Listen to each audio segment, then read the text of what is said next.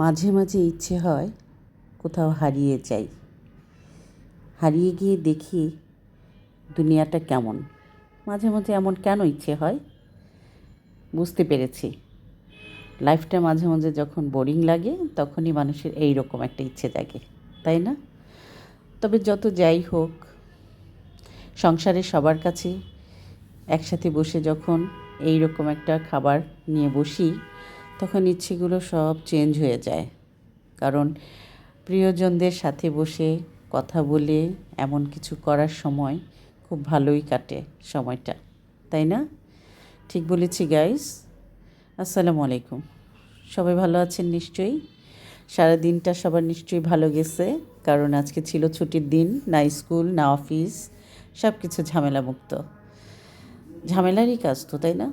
বাচ্চাদের স্কুলে সময় মতো পাঠানো, সাহেবকে অফিসে সময় মতো পাঠানো, কি বলেন আপনারা?